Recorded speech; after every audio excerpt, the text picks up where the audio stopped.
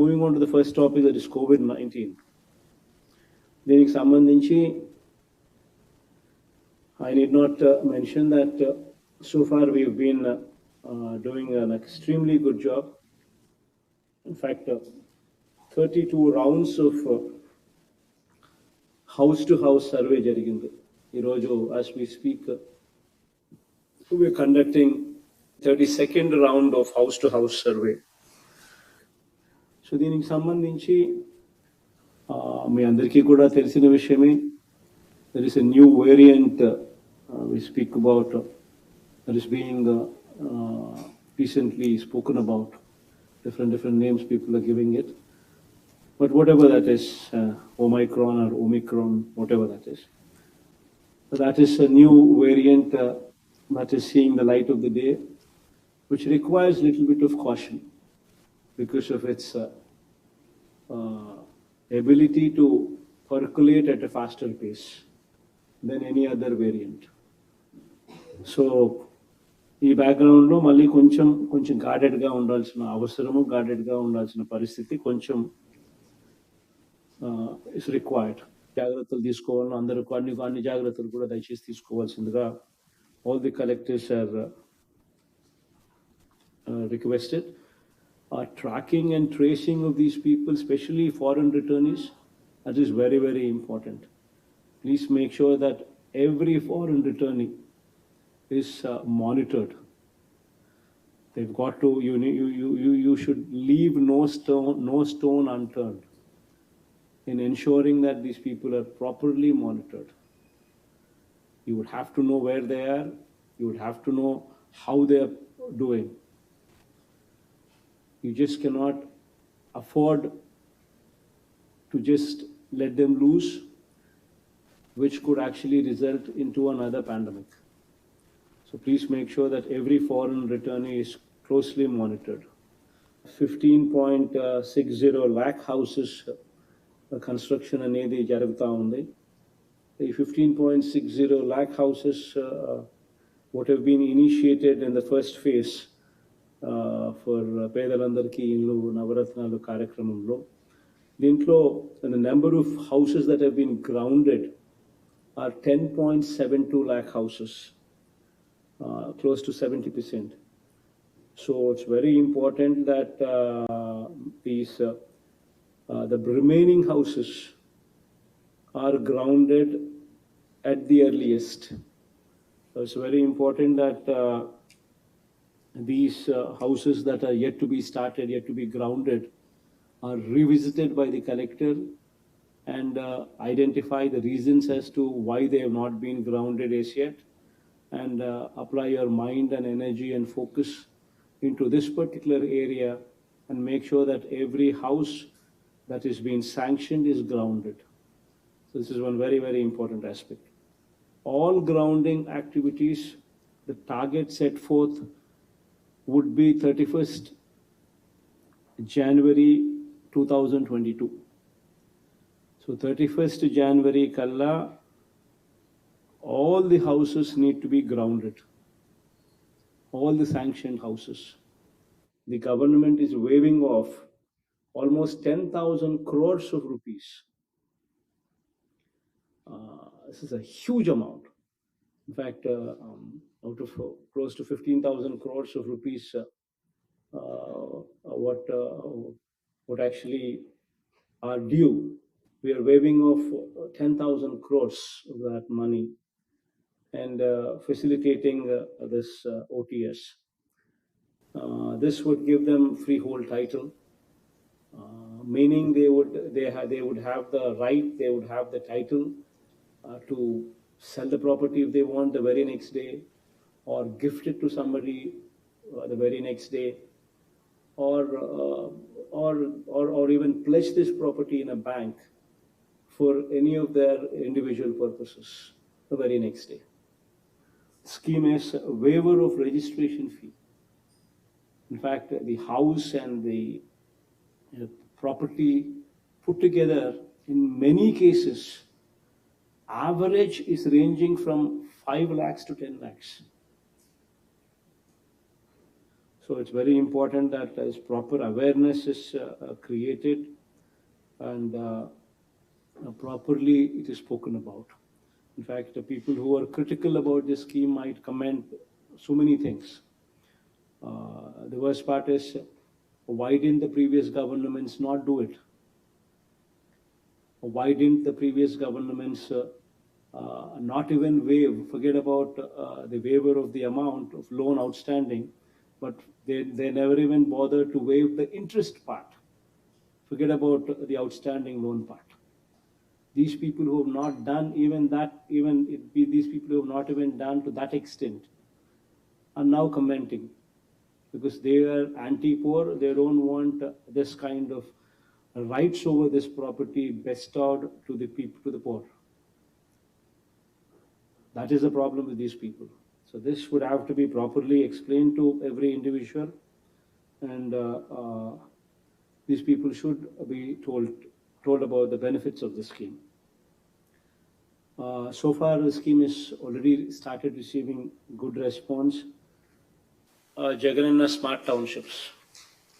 This is also one aspect which is being developed for the welfare, for the good of the middle class, middle income group category, where we are actually developing these lands, wanting to give them litigation-free titles, wanting to develop this land with all the infrastructure facilities made available. So all the infrastructure facilities made available, litigation-free title also made available, the government stands guarantee, and the rate being at the least possible. So this would ensure that the middle income group category benefit hugely because of this scheme. Spandana grievances. Now, this is one aspect where until and unless collectors own it up, this program will not be a success. So basically, somebody comes to us for some help. What is the mechanism that is in store? This is called Spandana. We've christened it as Spandana. We want to make sure that this mechanism, what is in place, really serves the purpose. And for it to happen, until and unless the collectors own it up, until and unless you monitor the quality of redressal, I once again repeat this word, until and unless you monitor the quality of redressal, we will never be justifying ourselves. We will never be doing justice to our jobs. The reason why I'm saying this is there have been quite a few cases, quite a percentage, where we have cleared the case, yet there is a reapplication coming in. Fair enough. Here there are two aspects. One aspect is there should be quality redressal at the very first instance when you dispose of the case. That's the first thing that needs to be improved. The second thing that needs to be improved is when somebody reapplies. That means you have rejected the case previously. Now it has come back for redressal once again as a reapplication. In those particular cases, how are you dealing with that? These are the two very important things that are very, very important for this program to be actually serving the purpose.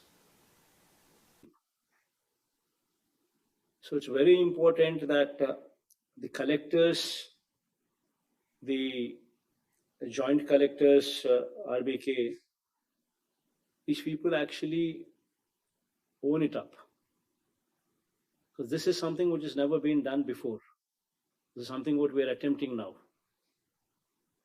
And first time you also have a situation where even if that paddy is not of the best of the quality, broken, discolored, even this category of paddy also, Tadichina, Rangumarina, ఇటువంటి ప్యాడీని కూడా this kind of paddy also is being procured.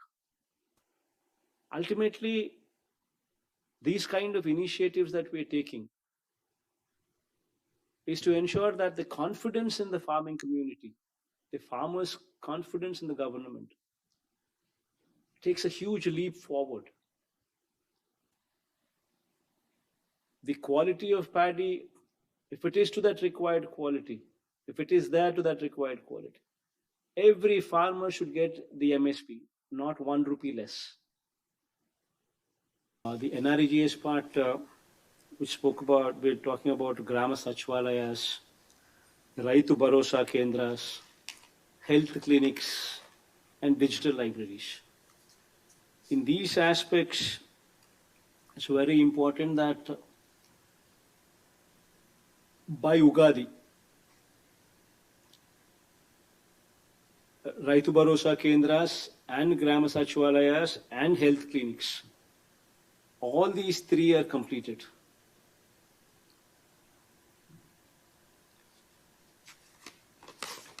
The digital libraries, of course, have just started, but they should also be expedited. These 4 in the village, along with Nadu Nedu schools, English medium schools, also present in the village, will totally change the outlook of the village. The Grama Sachwalayam, the RBKs for farmers, the health clinics with 24/7 service available, with the digital libraries with as a point of presence, uninterrupted bandwidth available, and the CBSE English medium schools at the village level. These will totally change the way the village is actually visualized as. So please focus on these areas.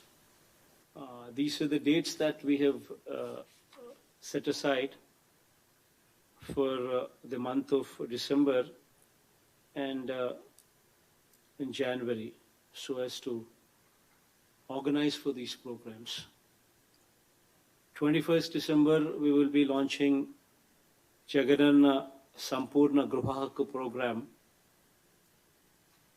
28th December, we would be launching release of benefits to the new beneficiaries for all the programs implemented post-April and applied thereafter. Every time the program takes off, we say, ఒక నెల extra time ఇస్తాము, అర్హత ఉండి ఏదైనా పొరపాటున miss out అయిపోయిందంటే please reapply, we will re-verify and ensure that you don't miss out అని మనం చెప్పే మాటలకు every year, December month and June month, these are the 2 months that we have segregated to ensure that the entire backlog, whatever has been committed for in those 6 months, is attended to. So dan prakaram, the release of benefits to the new beneficiaries for all the programs implemented post-April and applied thereafter, that's going to be implemented on 28th December. On 1st of January, this is going to be a very big program. Pensions, launching of enhanced pension Kanuka to 2,500 rupees. As promised, is committed, the pension amount would be enhanced to 2,500. It's going to be on 1st January. It's a big program. Then on 9th January, EBC Nestam, we're launching this program which will talk about 45 to 60 years of age in between beneficiaries belonging to EBCs, where we would handhold them for 3 years, the same beneficiary for 3 years, giving them 45,000 rupees, so as to empower those women there in that category. 15,000 every year, 3 years, 45,000 to the same beneficiary year after year, so that they are actually empowered. So that would be the program concerning EBCs, launched as EBC Nestam on 9th January. And Raitu Bharosa third installment, this program would also be in the month of January. The dates we would finalize going forward. These are the 5 programs that we would be talking about during the month of December going forward and during the month of January. So please make sure that whatever